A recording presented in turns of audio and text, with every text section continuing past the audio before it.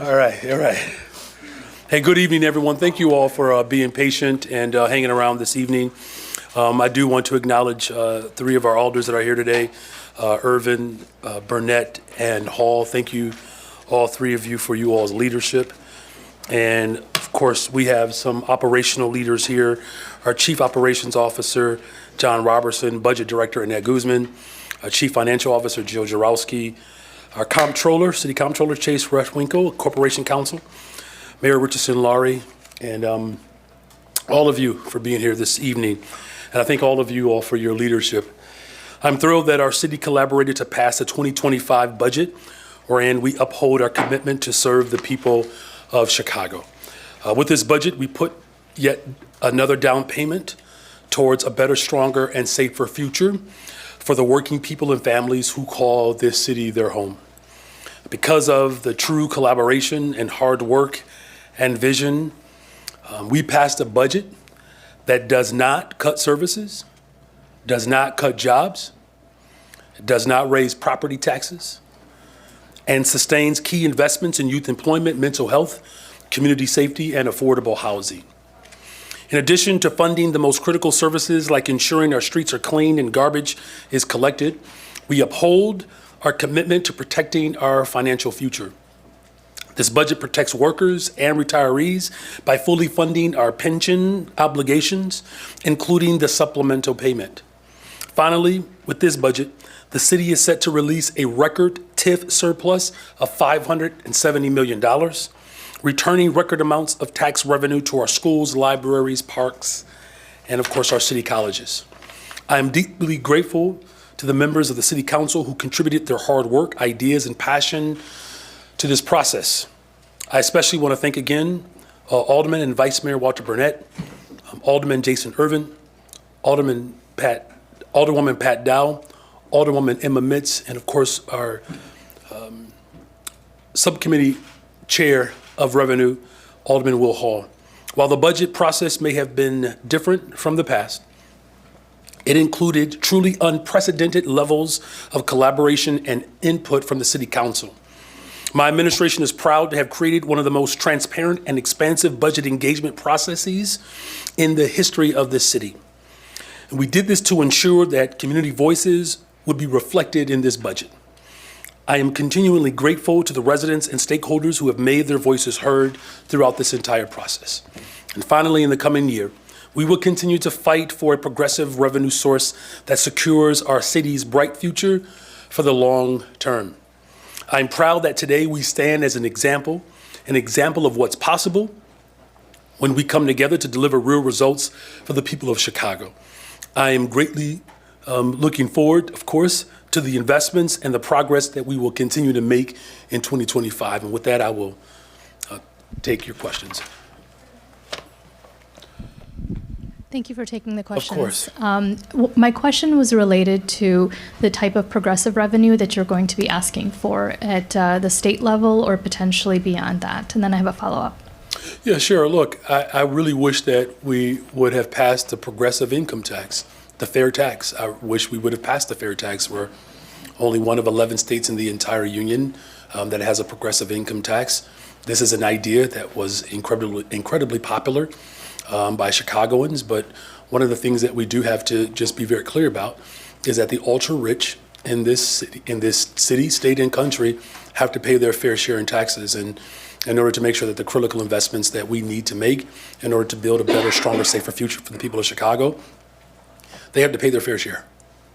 But how will they, is there a specific measure that you're going to be championing over the next year? Again, we do not have a progressive income tax.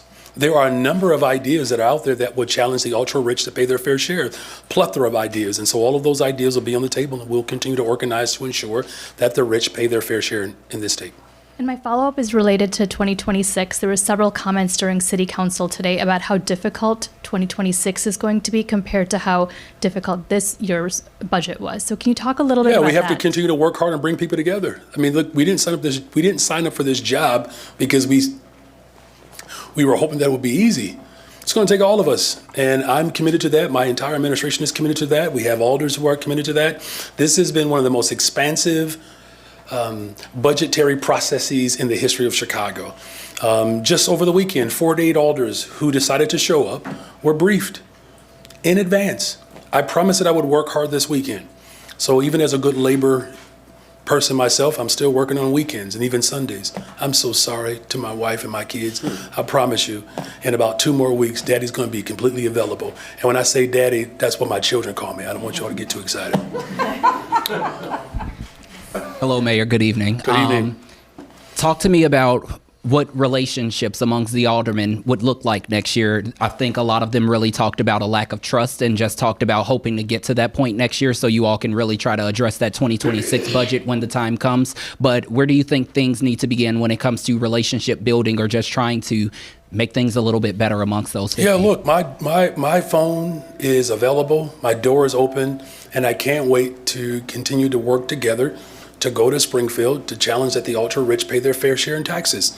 For a very long time in this city, in this state, the balance of powers have yielded to the interests of corporations and the ultra-rich in this state. You know, you heard from Chairman Irvin today. You know, there are some folks who want to go backwards to a time in which we were closing schools, closing mental health clinics, shutting public housing, you know, and so we're going to continue to move forward. And my number has not changed. Everybody still has it. And I'm open to all ideas. And God bless my Aunt Betty, because she sends me text messages all the time about ideas. But I'm listening, Aunt Betty, to everybody else in this city for that matter, too. Thank you. Good evening, Mr. Mayor. There was a lot of talk today about the property tax increase and the fact that it came from 300 million down to zero.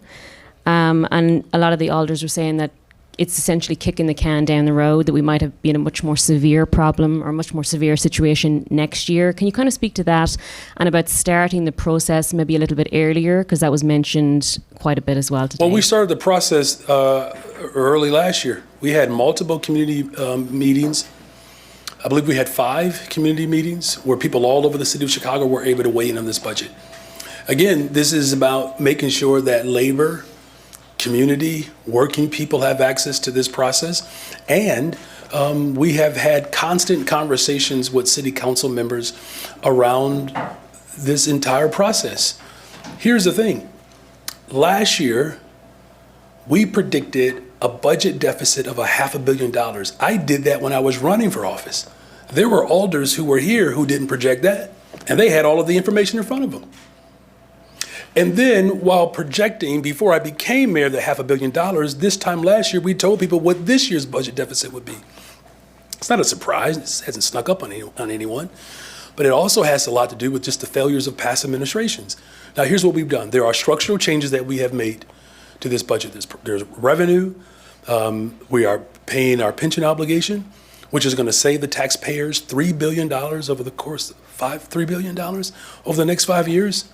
So these are the responsible structural shifts that we've made in order to create that much more confidence in this economy.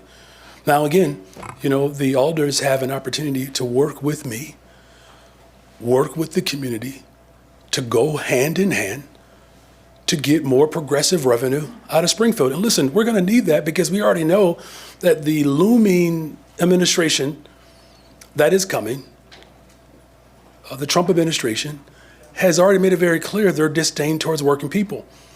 So we're going to have to lock arms, and we're ready to do that.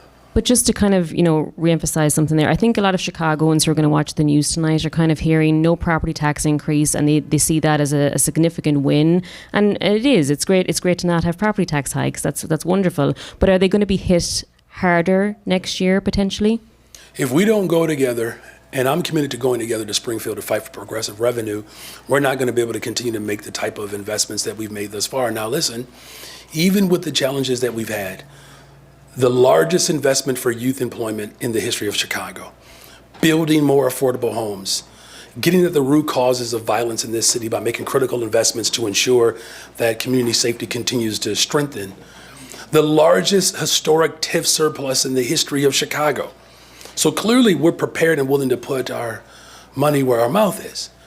But it's going to take all of us to go to Springfield and fight collectively. And our team has been working with the governor's team on a regular basis to come up with ideas and proposals. This is not a single person show. I do know that sometimes there's this urge to, you know, to behave in a way that's isolating or in silos, but that's not our approach. We're going to go collectively, collaboratively to ensure that the ultra-rich in this state pay their fair share.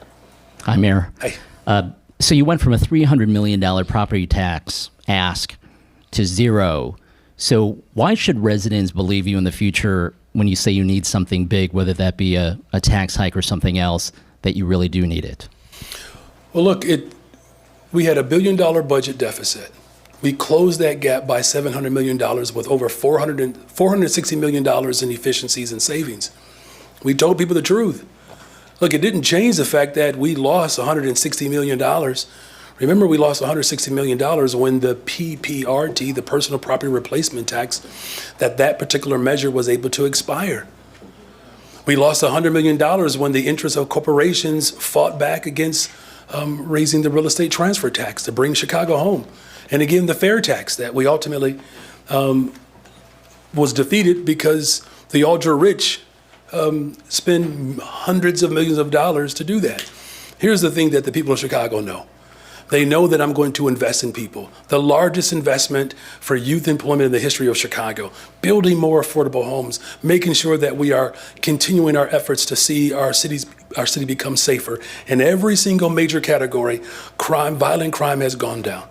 So that's what we can continue to count on. I promised that I would deliver TIF surplus to city colleges, to parks, libraries, to our schools. Do you know how frustrating it is as a parent when you got to log on at 9 o'clock in the morning to try to get a park program for the summer?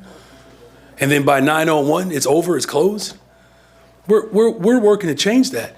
Look, there's not a surprise here to anyone that we are in the financial state that we're in because we've had previous administrations that were more interested in protecting the ultra-rich. We're going to do it differently in this city. So we're going to continue to build a better, stronger, safer Chicago by fighting for progressive revenue and ensuring that the ultra-rich in this state pay their fair share. Should you have started with a $300 million ask? I mean, listen, here's what we started with. We started with investing in people. And we will continue to start that. The largest investment in the history of Chicago for summer jobs. That's what the people of Chicago want. We increased our resources to gender-based violence to make sure that families who are fleeing violence in this city have programs and opportunities to heal and to become secure. And so know that in order to build a better, stronger, safer Chicago, you have to invest in people. This budget does that. Thanks, Mayor. Welcome.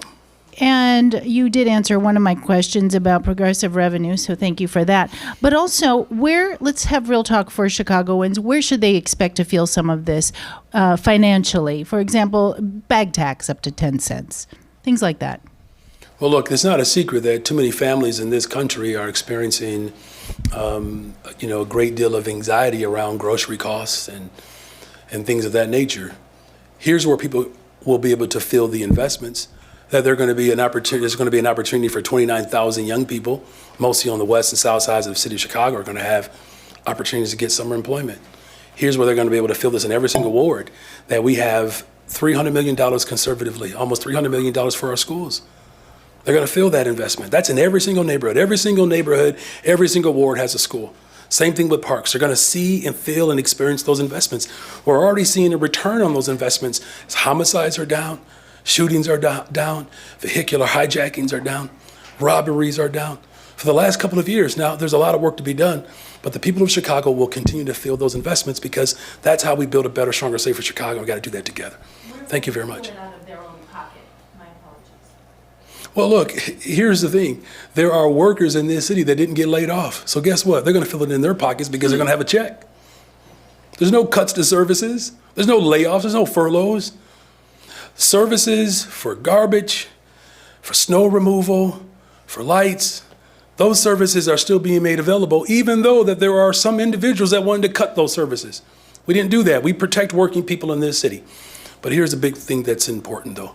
The ultra-rich in this state have to pay their fair share in taxes. So the people of Chicago, we can all go together to ensure that we have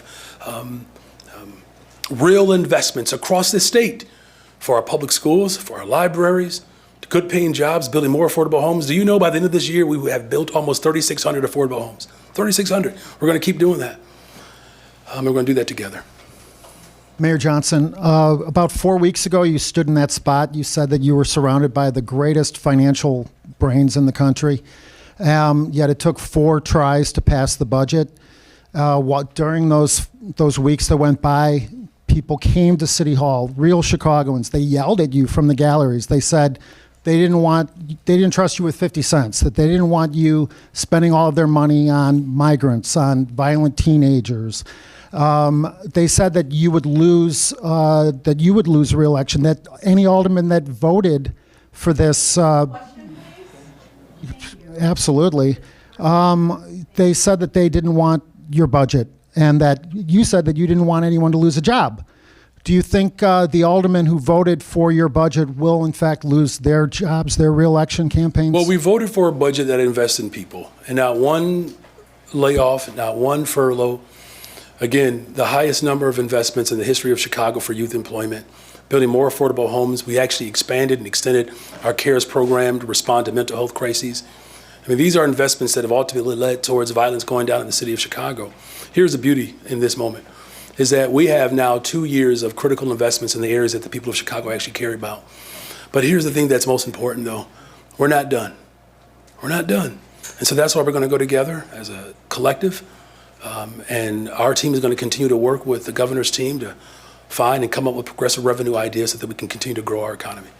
Ronnie Reese, your longtime friend, former press secretary, was fired because of alleged racist and comments and sexual misconduct. You said you knew nothing about it. If it turns out that you did and you lied to the people of Chicago, will you resign?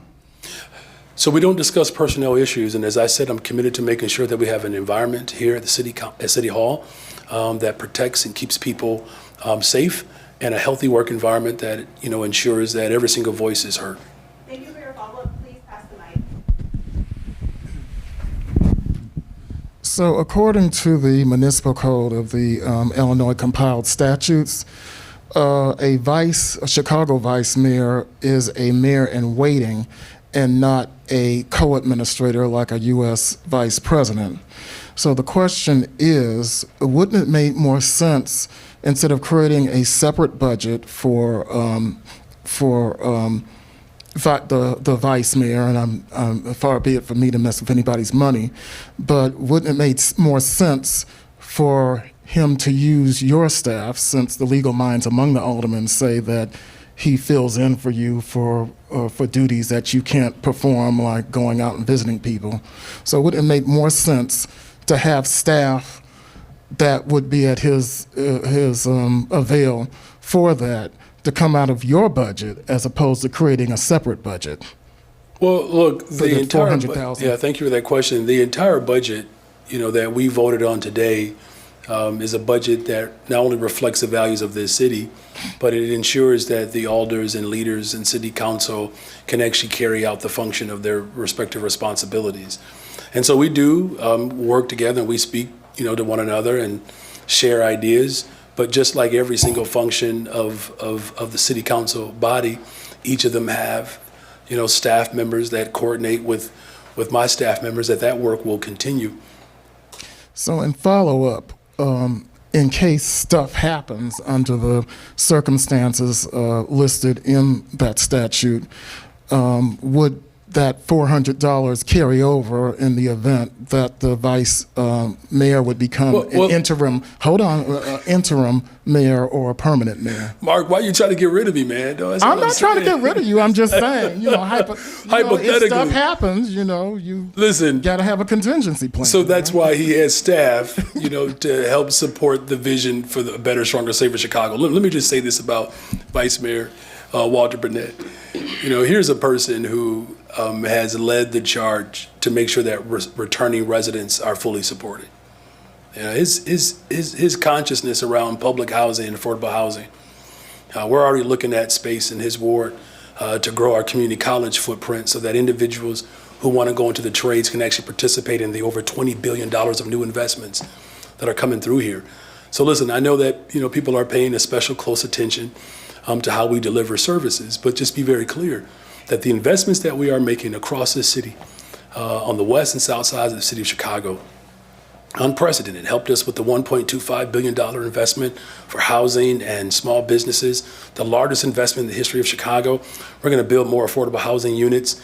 We're going to continue to grow our economy. And so that's what our commitment is. And all of our chairs and leaders in city council play a part in that. And I'm grateful to have, strong, conscientious leadership like Vice Mayor Alderman Walter Burnett, who is not the mayor in waiting, by the way. He is just the vice mayor, okay?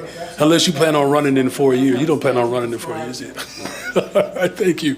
Your Honor. Yes. Congratulations on a successful budget vote. Thank you very much. In your closing remarks today, you mentioned that the next step is having the wealthy in the state pay their fair share. This is the next step in progressive financing. Yeah. You also mentioned that the governor supported the fair tax. Did. That Significantly. initiative. Yes. Thank you, Governor Pritzker. And that you're working with his staff now on other progressive revenue solutions. Is a fair tax revamp something that is one of the discussions that you're having? Well, I mean, we're having a number of conversations. I'm not going to get into specifics around, what those conversations entail, but I will say that they are happening. Fair. And I'm saying, what I'll say is this, is that I do support a fair tax. I do support that we have, the Bring Chicago Home measure, which would have increased incrementally 3% of the people of this city. So 97% of Chicagoans would have received a tax break. Only 3% would have had to pay a little bit more. $100 million of revenue we could have been able to have for this particular budget. Again, the personal property replacement tax, we're going to work to make sure that there's an opportunity to extend that and recoup those resources as well. So there are a host of elements there that our team is digging in on. And, I feel really good about the effort that is happening, and we're going to continue to collaborate with the governor as well as the General Assembly. A lot of bankrolled misinformation in both those campaigns. But my follow-up is in regards to Washington, which is that doesn't look like they'll pass a continuing resolution tonight or even release one. Do you have any advice for would-be budgeteers in D.C.? They should call my vice mayor. He can tell you how to get it done. Well, look, as we know that the incoming administration has given a lot of animus towards public accommodations. It's unfortunate, but it's a very solipsistic approach towards governance. It's that type of egocentric behavior is not something that is good for the country. The disdain towards public accommodations, particularly education, housing, his inability to recognize that there are environmental concerns that we have to address. These are the investments that we are making at the city level. Look, I'm still hopeful, right, that we can come together as a nation, utilize the power that we have to ensure that working people in the city of Chicago and across the country can have the type of investments that are needed in order to have, real vibrancy within our communities. Thank you. Mayor, thanks for doing this before a very consequential Bears game. Of course, I'm facetious. There's been some concern about the $40 million reamortization of the loan. And I'm just wondering if you or someone on your team could just address the concerns that might put the city in a worse long-term fiscal position. Jill? Thank you for the question, Jill Jaworski, CFO. There's been a lot of confusion around this. We sold refunding bonds 11 days ago that generated a very significant amount of savings for the city. Because of the amount of savings that were available to us, we considered paying down one of our letters of credit by about $40 million. That $40 million repayment was not in the budget that was proposed. We have subsequently decided we're just going to realize the savings in lower debt service this year, but we are not backtracking on a payment that we were going to make or anything like that. We considered using surplus savings to pay it down. We've decided not to. There's no other, I don't want to over-describe it, but much of the information that's been out there is inaccurate, and we're trying to make it clear we didn't have that scheduled, so we're not backing away from anything that we plan to do. So that's just, it's savings from refinancing that $40 million? That's right. That's right. There was a lot of attention paid to the refunding transaction that was authorized probably 2 months ago from City Council. There was a lot of allegations around that we were creating slush funds and various things like that. We did a refinancing for savings. We generated a significant amount of savings, which went into fiscal 24 and into fiscal 25. We considered using some of that to essentially accelerate our debt. We've chosen not to accelerate any of our debt at this point with that savings. Instead, we're just realizing that with lower debt service costs in fiscal 25. Good evening, Mayor. Thank you for taking our questions. You're welcome, of course. Given how controversial your initial pitch to break your campaign promise on not raising property taxes ended up being, are you back to 2023 mode where, it's a red line for you? Or are you open to pitching another property tax hike if it comes to it? Progressive revenue is what we need. That's what we need. The ultra-rich in this state have to pay their fair share in taxes. There's tremendous agreement around that. And so we're going to continue to work with those, everyone, city council. That's really what we have to do together. Labor has to work with this. City council has to work with us. The General Assembly has to work with us. We all have to work together, really, to ensure that our schools across the state of Illinois are fully funded. Property taxes in and of themselves is one of the few levers at the local level that we can administer. 70% of our potential revenue ideas require state approval. That's what our focus is going to be on. So in the next year, if it comes that the city does not get more progressive revenue, would raising property taxes be on the table again? How about we just focus on what we want? Let's focus on what we want. I want you all to stay positive, okay? Because the people of Chicago and the state of Illinois really require that. Look, I know it's easy to go back and forth about this tax versus this tax. People have sold the people of Chicago out for too long, and they have kowtowed to the interests of the ultra-rich. Ken Griffin spent more money to defeat the tax than he would have had to pay. It's asinine. So our budget finance team, we're going to continue to work with the governor, work with the Senate president, we're going to work with the Speaker of the House. As city council, there's commitment for progressive revenue. So it's going to be incumbent upon all of us to ensure that we have a tax structure that doesn't rely solely on local control. So I'm going to remain confident and positive, okay? Hey, Mayor. Hey. Alderwoman Haddon called your budget process disrespectful and specifically said that there was not enough collaboration when she spoke today. How do you respond to that? Are you taking that to heart, or do you still think that this was the best collaboration that a budget process at City Hall has ever seen? Look, the greatest investments that we've seen in youth employment, we did that together. The greatest investment, for an alternate response to 911, to respond to mental health crises. We did that together. The push for the largest surplus, historic investments. We did that together. And you know what else we're going to do together? We're going to challenge that the ultra-rich pay their fair share in this state. We passed a budget making critical investments in all the areas that people know are important. I didn't do that by myself. This budget and finance team, I think conservatively, it's like 600 different exchanges, roughly. Just back and forth meetings. Y'all gonna FOIA it anyway, so it's there. You'll see it all. These folks are working overtime, rolling up their sleeves, work hard. Look, it's a new process. We're doing things differently, but we're doing it better. And so there are folks who are gonna take some time to make adjustments. I can tell you this, so Jake, you and I are new around here.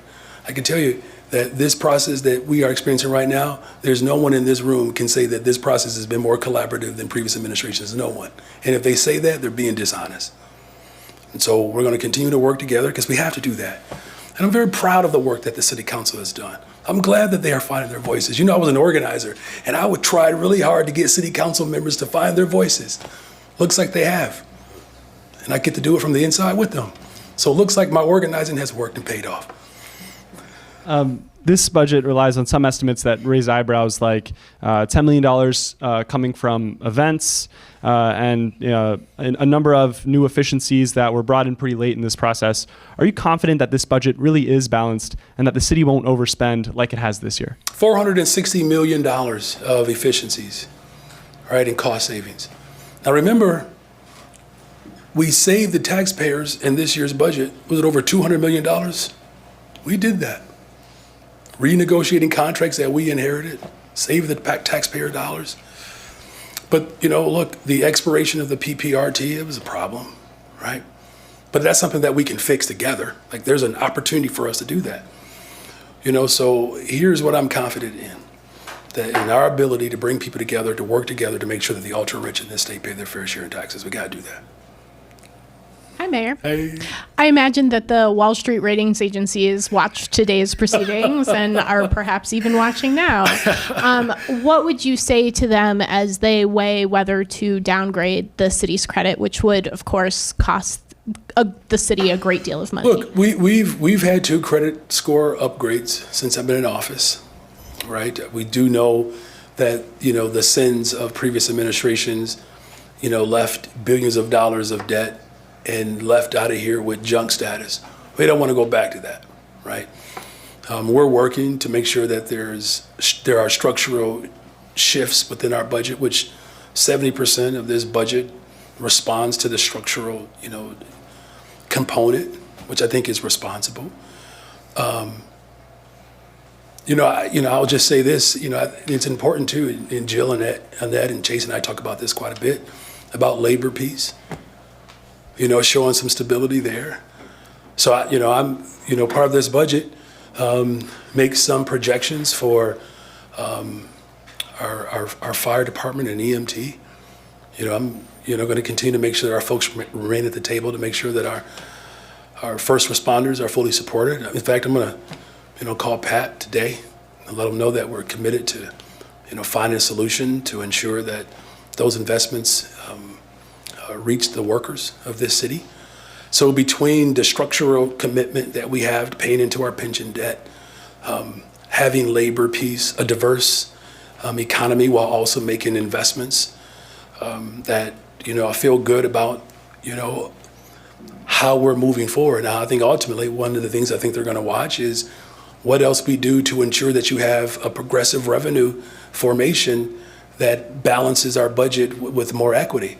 I think that's important, right? So that we don't have these reliances, on more these incremental shifts that we make. So, we're going to continue to show up for the people of Chicago to make the critical investments and then work together to go to Springfield together to fight for progressive revenue. There was a proposal from some alder people led by Jesse Fuentes that said, hey, let's take $170 million from the Chicago Police Department budget, which is earmarked for vacant positions, and let's use that to sort of bridge the gap this year. Ultimately, that didn't happen, because there was the sense that that money was needed to fill overtime and settlement costs that are not budgeted in this budget.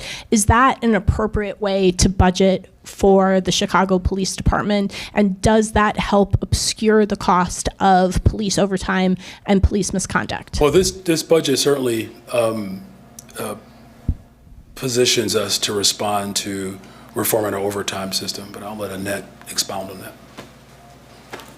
Thank you, Annette Guzman, Budget Director. I wouldn't state that the way you characterize it is correct. We make in a forecast of how much of the CPD budget is actually going to get used during the year based on hiring trends, attrition trends, and so forth. And I think if you just look at the value of positions and you add them up, you're actually forgetting and missing the part of the budget where we call turnover. Our turnover approximates how long those positions are actually going to stay vacant, which means that we've actually lowered the CPD budget already.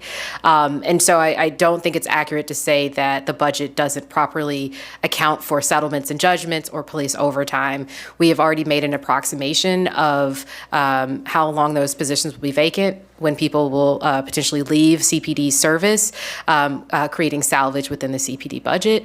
And those things are interrelated. And so we have a balanced budget, and we have balanced CPD's budget as well. So how much is CPD going to spend on overtime in 2025? Because in the first 6 months of 2024, it spent $130 million out of a $100 million overtime budget. I think, CPD was this year very much involved in a very, very big event that happened in the city of Chicago in 2024, which was the DNC. What you don't see in the overtime is the reimbursement that the city receives for overtime for special events and other events that happen in the city of Chicago. And I'm actually glad you raised that, because it was something that I think it was Jake that asked about whether or not, the cost recovery initiatives and contract savings initiatives are real initiatives. They are. What we have seen in this over the last few years as it relates to not only CPD's overtime and their regular salary and wage line as it relates to supporting events. We have other departments that do that as well, is that the city of Chicago is going to be working in 2025 to make sure that our permitting processes, our coordination and scheduling of events is done in such a way that we're actually have the capacity and the resources to staff those without increasing our costs across the board for all of our departments that do that work and support that work, so that, organizations, sporting teams and so forth can continue to have the support that they need to ensure that their events are safe, that people feel safe when they come to them, and so forth. Thank you very much. Good evening, Mayor. Good evening. I have a question for the CFO. Okay. I just want to follow up on the line of credit, and I might have misheard this, but if that wasn't included in the budget as proposed, how could it be counted as a savings, the $40 million? The savings came from the bond refinancing. Can you expound on that as if I'm a third grader? Yeah, we sold bonds to take out bonds that were callable, and we tendered for a lot of bonds, which means we bought them out of the marketplace, and we were able to sell the new bonds at lower rates than we pay on the old bonds. And so we generated $89 million in savings that is allocable to fiscal 24, which is $19 million greater than the amount we had originally expected from this transaction, which will help go towards our balance for 24. And we generated $54 million in savings in fiscal 25, of which we'd already allocated $13 million to the budget, and we considered accelerating payment of a line of credit for $40 million. We chose not to do that. So those are just savings we realized from our bond sale. Got it. So the revenue from the refinancing was higher than expected? Much higher. That's correct. Got it. And we did not budget anything for the savings in fiscal 25. As we got close to the deal, we thought maybe we get 10 million. We ended up having a much more successful transaction. Okay. And there were some aldermen who said otherwise, that putting this off would cost an additional $2 million, $1 or $2 million. That's inaccurate? So the $40 million on the line of credit, if we assume around a 5% interest cost, it does cost about $2 million a year in interest. So, but we're not really putting it off. We had not intended to pay it off this year. We considered the opportunity to pay it off earlier than we expected, but it does carry an interest cost, just like all of our debt carries an interest cost. We keep the repayment of our debt. We try to be very steady with the repayment of our debt, paying down principal and interest every single year. We could choose to accelerate the repayment of more debt, and that would, drive us to a higher budget gap that we would have to fill. But, if you look at the repayment, pattern, you'll see that we are consistently paying down a significant amount of our debt every single year. Thank you. Good evening, Mayor. Good evening. With all the talk that we're hearing about progressive revenue, what indication are you getting from the governor's office or anywhere in Springfield that they are ready to pursue something like that of that scale, or even at the city level, another try at the tax surcharge? Mm-hmm. We're having regular conversations with the governor's team.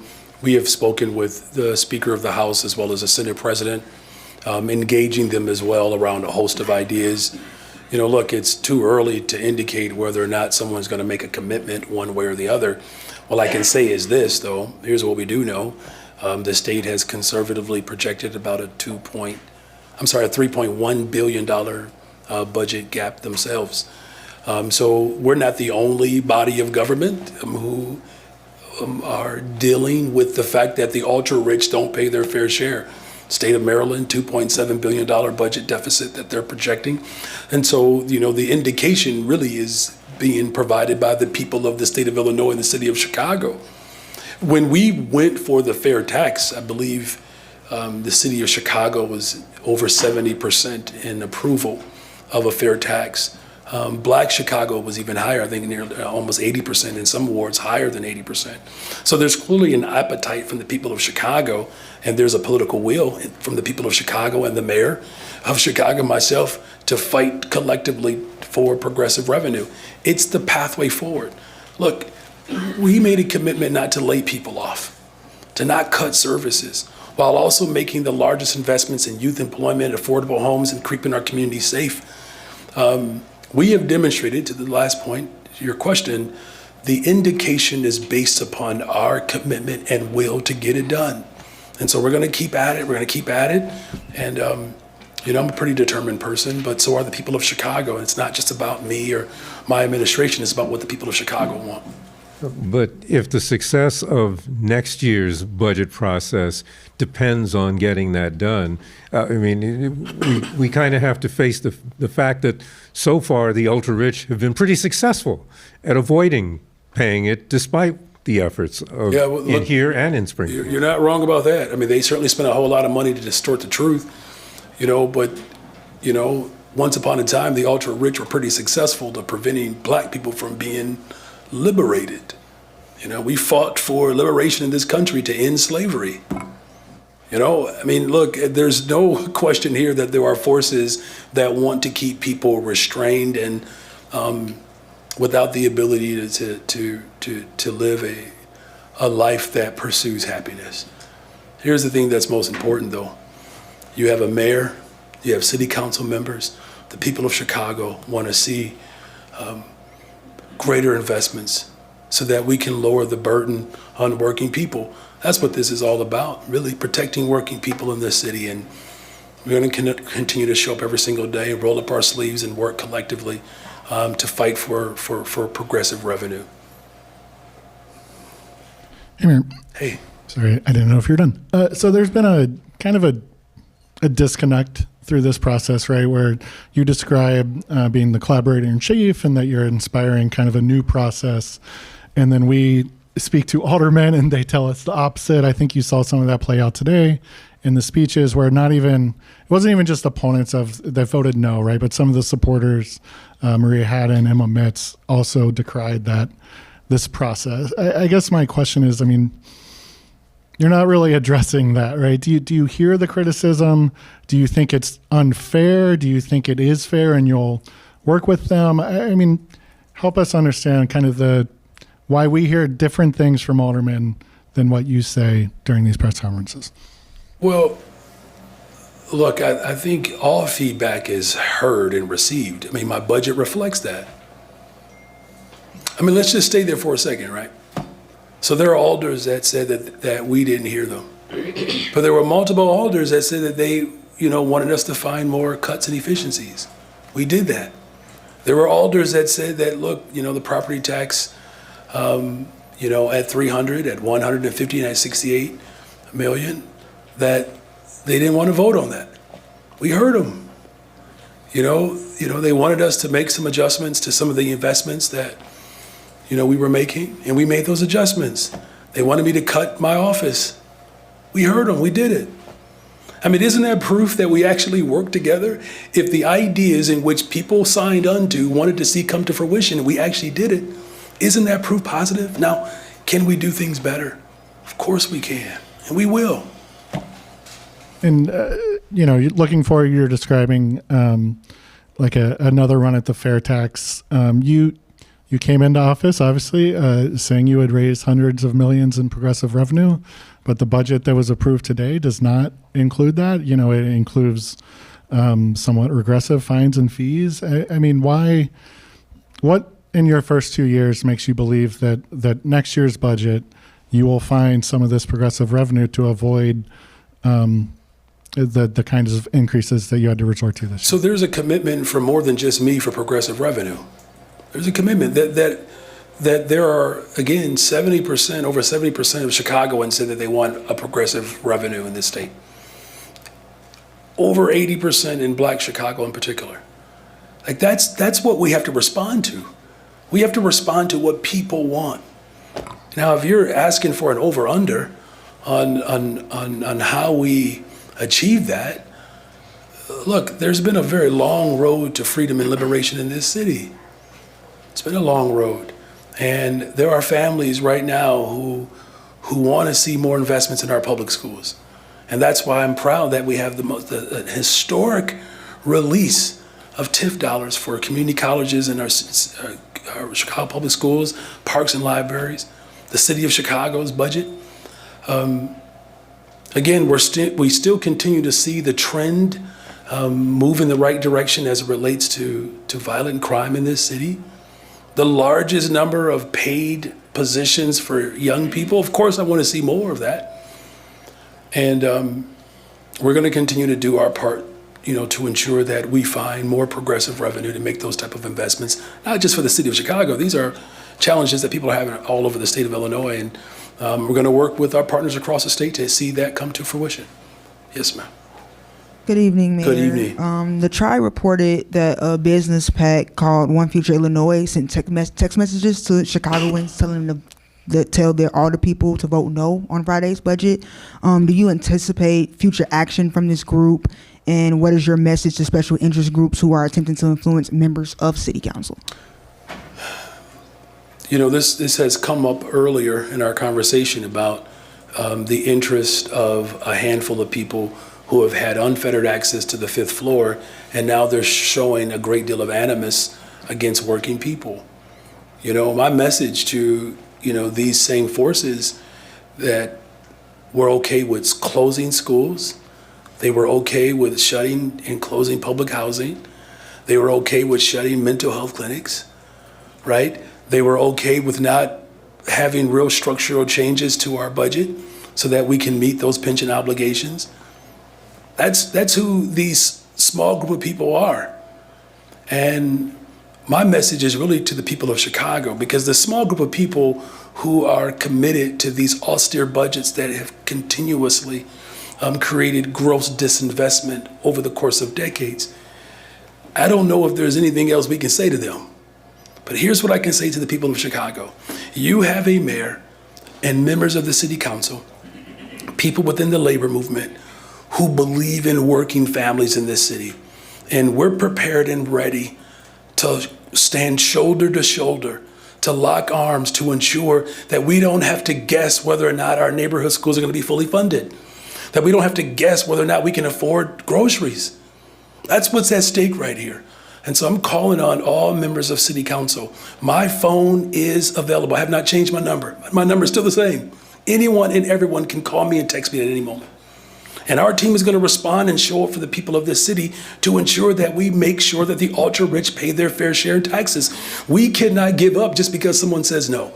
We cannot give up just because they send out text messages blasting the interests of working people. You have a fighter in me. I didn't get here as a politician. I got to this seat as an organizer, as a part of the working movement in this city. So, hey, y'all, let's knuckle up, buckle up. The fight is real. Hey, Mayor, how are you today?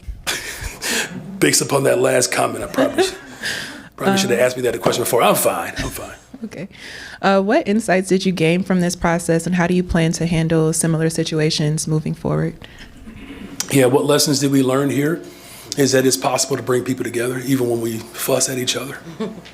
It's possible. Now, look, I'm just going to say this, and I don't mean to sound hubris, but you all have seen how other mayors get down. I don't turn red in the face. I don't get out there cussing. I'm not storming, threatening people. The lesson that I learned here? That you can walk in your principles and values even when people disagree, and you don't have to be nasty about it.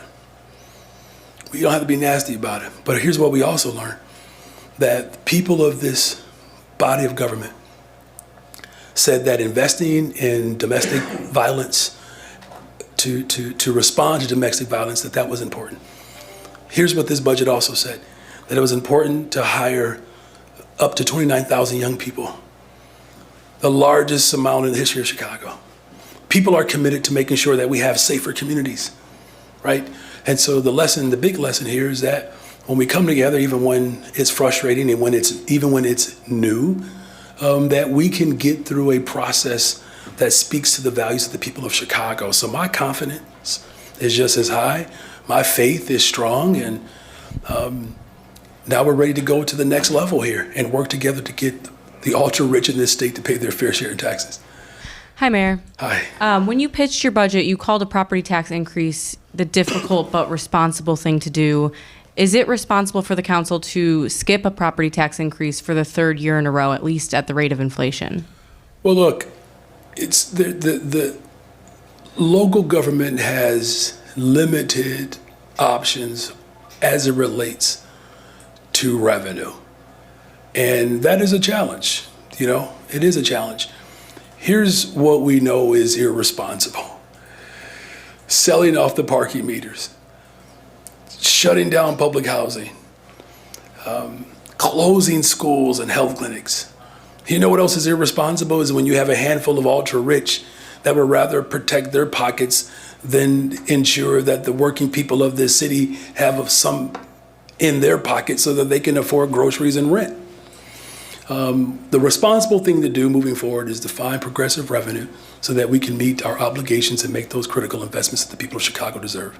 And are you concerned that the taxes and fees that you guys came up with to replace that property tax increase actually, shifts that burden to lower income Chicagoans as opposed to a property tax increase, which is, at least in theory, more of a graduated tax than, a tax on plastic bags or streaming services? Yeah, so look, the property tax as is, we still have a property tax, we still have to pay them. You're right that the people who have, greater value, share a greater responsibility. That's why we were pushing for Bring Chicago Home. It would have actually caused a 97% reduction. 97% of the people of Chicago would have experienced a reduction. So look, the ideas for progressive revenue are available to us. The political will is there. We're committed to it. We really are. And so that's why I'm grateful that our team is working on a regular basis with the governor's team of working to find progressive revenue ideas so that the people of the city of Chicago and the state, working people, know that they are loved for and cared for. Good evening. Yes, it's like the last person during graduation. Yes, and I'm going to ask about a whole new subject, of course. Today you get to introduce your appointees to the school board, and I'm wondering what characteristics were you looking for in those appointees, and whether you had any trouble finding people who wanted to serve on the school board, given the challenges that the school district will face in the next few years. Well, look, here's what I look for. People who actually love and believe in public education. We want every single family in this city to have a fully funded neighborhood school. I talk about this a lot because it's important to me, especially because we know the looming attacks from the federal government around public education are severe. We have to take them seriously. So looking for people who understand the urgency of this moment, people who know that they have to organize and work collectively to fight for progressive revenue in the state. But really the big,